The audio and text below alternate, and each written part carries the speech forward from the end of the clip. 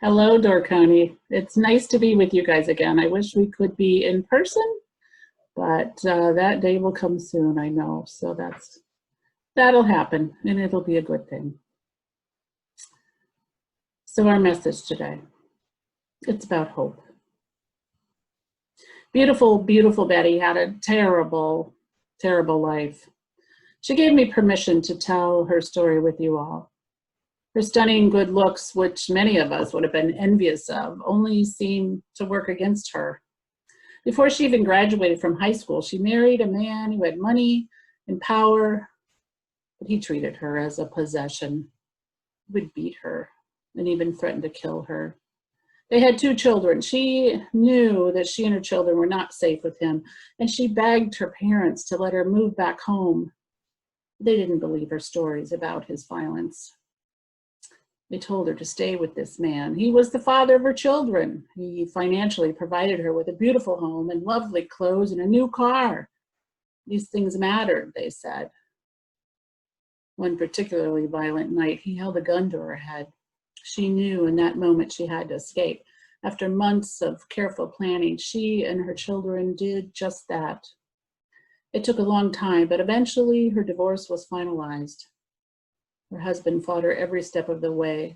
She was left with nothing, but she was finally free of him. This would not be the first time that men would harm and threaten her. Betty was smart, but not well educated. She had a sense of adventure, and she wasn't afraid to try new things. She became one of the first female tugboat captains in her southern port town. She loved this job.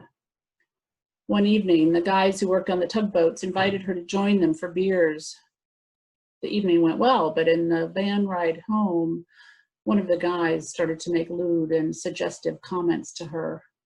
Suddenly, the others joined in. They raped her that night, each taking a turn, except for one, a friend, but he didn't stop the others. The next day at work, she didn't say a thing. For just having gone with them that night. She felt somehow she was to blame for that attack. 2 days later, she was fired. The friend said that the other guys were afraid she'd talk, so they made up a bunch of lies about her that got her fired. When I met Betty, decades later, she was in her early 70s and dying of cancer. The Betty I knew had a face that would light up whenever she saw you, and she delighted in little things. She had a strong faith in Jesus, and the very mention of his name brought a sparkle to her eyes. Betty had hope and assurance that she was going to a better place when she died. She was so unafraid of death, she welcomed it when it came. She even threw her own funeral, a party at a local bar where her son worked. People came in and out all day long, telling stories and saying their goodbyes. Betty's hope in heaven, in a place of beauty that she fully believed existed, was palpable. It got me to wondering, what is this thing called hope? We've all experienced it throughout our lives. We can actually feel hopefulness in our chests when it's strong and anticipatory. Hope can also wait quietly and influence us in our decisions as we face challenges or look forward to the future. I wondered, is hope useful? Is it helpful? Does hoping work in this uncertain time as we start to come out of sheltering in place? We're hesitant and we're fearful, but we're also feeling hopeful. The definition of hope is a feeling of expectation and a desire for a certain thing to happen. Psychologist Neil Burton says that to hope for something is to desire a thing and then believe, rightly or wrongly, that the probability of it happening, though it may be less than 1, is greater than it not happening at all. To differentiate if something is definitely not going to happen and there is 0 chance, but it's hoped for, that would be considered a fantasy. Burton says that when we hope, we don't actually know the odds, but with a combination of ignorance and defiance, we will often hope against hope. He goes on to say that when we hope for something, we're admitting that what we are hoping for lays outside of our control. This sounds like Las Vegas odds to me, but hope is something we are all weighing right now, trying to figure out the risks of what we can do next. Hope is something that cannot be counted on, but if that's so, why do we utilize it almost every day? When thinking about hope, I suspected that it had to be statistical in some way. My own experiences as a middle-class white woman have given me many opportunities throughout my life. I am fully aware of this privilege. I know I have a lot of safety nets and resources that surround me, not to mention good friends and family.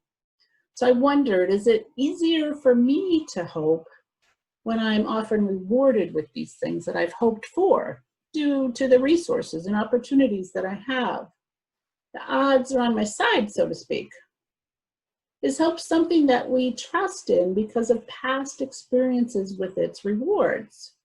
This made some sense to me, but then if that is true, then what about beautiful, beautiful Betty and her horrible, horrible life? She was so filled with hope. While in seminary, I went on a social justice trip to Guatemala. During the 1970s and into the 80s, the government there was systematically killing off men from the Mayan culture, the first people of Guatemala. Entire villages were wiped out and burned. Husbands, sons, and fathers disappeared during the night, never to return again. This genocide went on for a long time. The women had to band together and find ways to survive this violent and vicious regime. Years later, when I met them, they had indeed survived. Many had created cottage industries that supported them and their children in creative and meaningful ways. Talking with these women through a translator, I asked one, what kept her going as everything around her was on fire and being taken away from her? In a strong Catholic country like Guatemala, I was expecting her to cite her faith in God, but she looked down for a moment and then, with a glint in her eye, she said instead, my children. I had to get up each day for my children. Her children gave her hope and a purpose to get up and keep going, that it would be better, and she wanted to make it better for her children.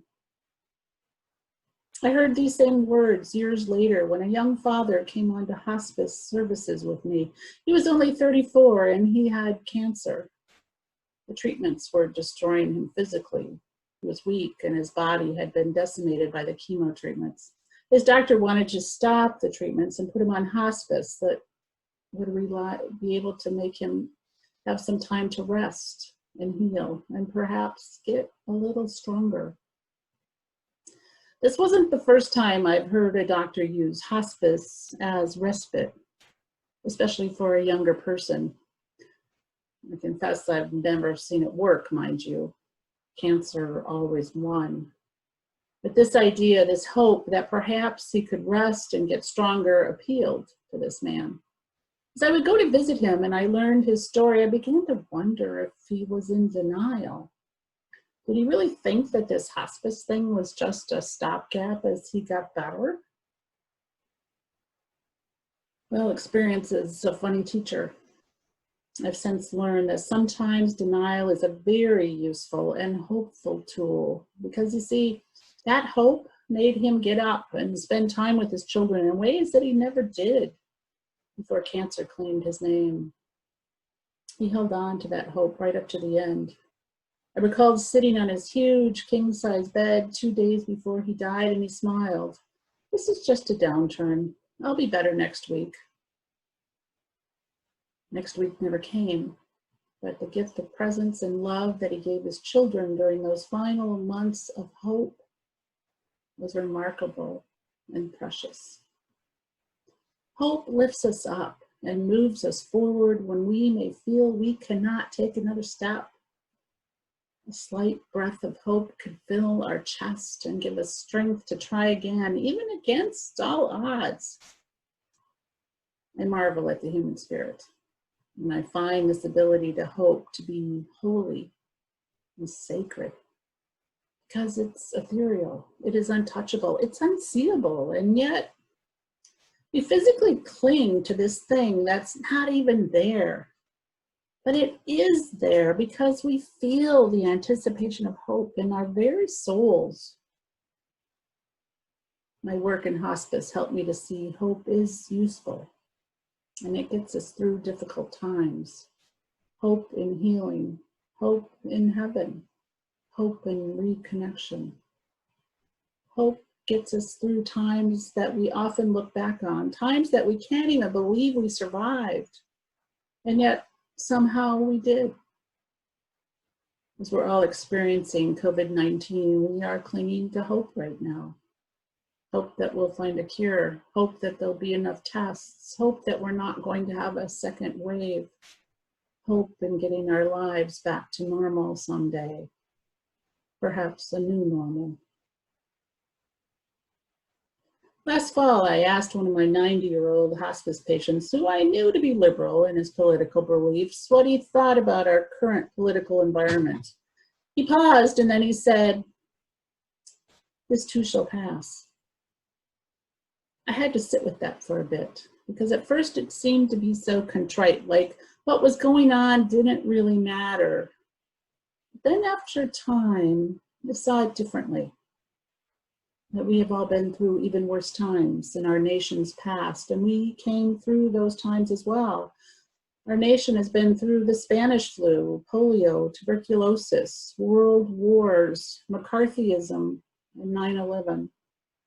And we came through it stronger and smarter. It gives me hope. But holding that, we must also know that hope does not allow us to be complacent. It doesn't mean we do not need to keep continuing to work and to continue to respect science. It doesn't mean we lose sight of justice and fighting for equality and inclusion. But my patient reminded me that we have faced hard times before, and that we were able to rise above it and found our way out even when it may have felt very dark for our nation. It's funny, as humans, we're always learning, and then too, it seems, we're always forgetting. But we seem to recall bits of what we have learned, and pieces of those lessons crumble into our pockets, and we carry them forward, and we do become better somehow, bit by bit, crumb by crumb. But the truth is that the opposite of hope is fear. Fear is the desire for something not to happen, combined with the anticipation of it actually happening.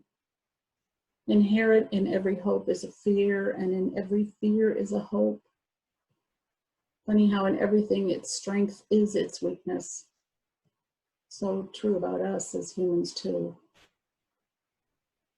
Psychologist Dr. Judith Rich says that hope alone is not enough to affect any successful change. In a state of hopelessness, there is no light at the end of the tunnel. It is a dark, dense energy that sucks the life out of anyone who's ever experienced hopelessness. Yet, hope is a match in that dark tunnel, a moment of light, just enough to reveal the path ahead and ultimately a way out. Hope is that flash bulb that lights up a room, revealing everything in it, and then the room goes black again. Hope gives us a glimpse of the possibility. Hope shows the way, even if it's only for an instant. Hope is that spark that lights the fire of inspiration and the imagination, but we have to be the ones who add fuel to the flames to keep hope alive. It is through our belief in that possibility that hope can create change. And that flash, that light that suddenly reveals what might be possible, I believe that that is us. That is our steely and strong human spirit. We are that light.